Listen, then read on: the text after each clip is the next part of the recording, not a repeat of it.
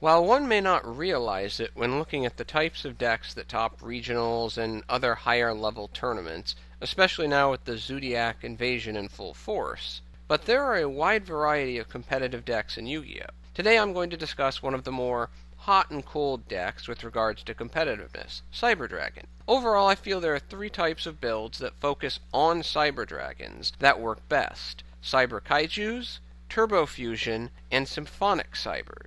The general strengths of the Cyber Dragon deck are the ability to put Cyber Dragon Infinity on the field with relative ease, in addition to dropping powerful fusion monsters, most notably Chimeratech Rampage Dragon, which can easily drop OTKs on the opponent.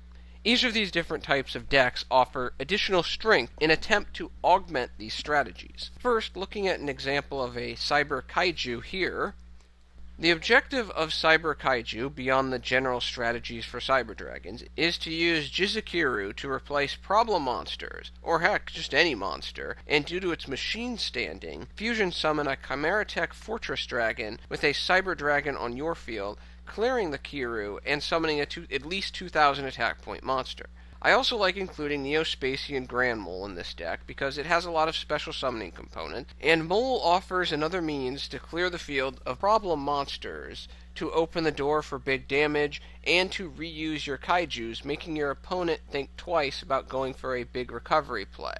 Also, utilizing Kaijus allows the deck to run one of the best spell cards currently in the game, in Interrupted Kaiju Slumber. Note the additional 3 one-of Kaijus to maximize the effectiveness of Slumber. In my build, I only run 2 copies of Cyber Dragon Core because it is not a quality card in isolation, and I think running Machine Duplication in this build is too high risk for the possible reward because this deck already has enough questionable draws.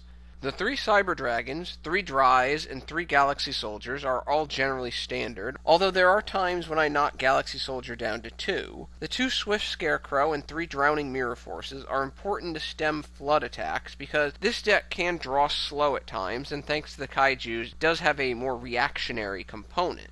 And that reactionary component is typically the Kaiju's weakness in the context of it doesn't handle swarming well. 3 instant fusions are run to maximize infinity summoning probability, and 2 overload fusions, for I prefer them to the power bond for this deck.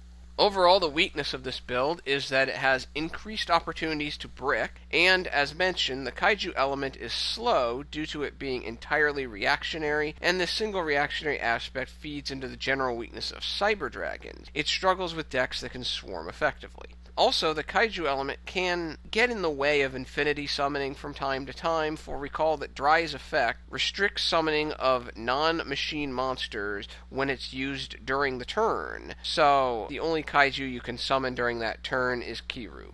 Now looking at an example of Fusion Turbo here, obviously, the idea of this build is to summon either Cyber Twin Dragon or Chimeratech Rampage Dragon as fast as possible and go for the OTK through whatever monsters the opponent may have on the field. Therefore, both Power Bond and Overload Fusion are maxed out at 3 copies each. This deck is aided by the existence of Toon Cyber Dragon, which is a Cyber Dragon monster that can be used for Rampage summoning as well as help Infinity summoning. Also, this is the only Cyber Dragon deck where I run Zwei. It is also the only version of Cyber Dragon that I run Machine Duplication because its positives trump the negatives due to the number of fusion cards being run, so 2 copies of Duplication and 3 copies of Core. Also, to help speed the deck and increase the efficiency of Duplication, I run 3 copies of Cyber Valley for its Banish Draw effect both as an attack protector and to fish for those fusions during your turn. The Foolish Burial is useful for dropping a Cyber Dragon Core or Zwei to feed Overload Fusion, or just to use Core's Graveyard effect. There are other discard elements to dump Cyber Dragon pieces into the graveyard to maximize fusion efficiency with Overload, like 1 copy of the still heavily underrated Machina Fortress and 3 copies of Galaxy Soldier. I run 1 copy of Eltanian for field clearance and combo playmaking, and it can be dumped by various other cards to extend combos. Finally, I run 2 copies of Left Arm Offering because grabbing the Power Bond or Overload Fusion is priority number 1, and heck, sometimes you can grab a Duplication or an Instant Fusion as well to increase your combo making plays. The nice advantage of this deck is it can still make Cyber Dragon Infinity with reasonable consistency, thus it's not really a one-trick fusion pony. The extra deck portion is not surprising with the large number of fusion monsters. The one copy of Theseus is available for synchroing with Core to make Clearwing to keep targeting effects off Rampage. For those interested, you can add in a Leo as well, but typically you're going to want to make those infinities with the instant fusions rather than the Leos. Note that I do run one copy of Super Quantum Mech Beast Magna Liger because there are times when you need to dump a Cyber Dragon monster to the graveyard, become a material to an XZ, to set up an overload, but you've also activated Drei's effect during that turn, and you typically can't bank on you bringing out Infinity and then hoping your opponent does something that you can negate and send that material to the graveyard, and because you use Drei's effect, you can't bring out Pallades. So Magna Liger does a nice job of filling in, with the side benefit of popping a monster. The obvious weaknesses of this deck are definitely the capacity for bricking, although bricking tends to be less than one would think in this build, at least in my experience, and it is a little more vulnerable to dimensional barrier than the other two builds, although its proficiency at summoning Infinity can typically put your opponent into a tricky decision-making process, although your opponent will have a general advantage in games 2 and 3 because they know your strategy and the type of deck you're running. Now, looking at an example of Symphonic Cyber here, obviously, based on the name, Symphonic Cyber runs a Symphonic Warrior engine with one copy of Mike's for double summoning on the summon turn, as well as it being a level 5 machine for XZ plays, 3 copies of Guitar to aid Mike summoning both from the deck and from the graveyard, and 1 copy of Basis as an additional summoning element for Guitar from the Pendulum Zone, and some small synchro potential. While Mike's may get the hype, do not sleep on how good Guitar is in this engine. Basis is also a nice searchable tuner that one can use to make some timely synchro plays, at least until the new Link summoning format arrives. Then it gets a little more sketchy. Like the Fusion build, this deck also runs Eltanen for field clearance and combo playmaking. Due to all of the discarding in the deck, both from the Galaxy Soldiers, only 2 copies in this build because of the new 5 wind machines in the Symphonic Warriors that Galaxy Soldier can't make use of, the Guitars and Wind Wing Blasts. I run 3 copies of Call of the Haunted and 3 copies of Drowning Mirror Forces to aid recovery.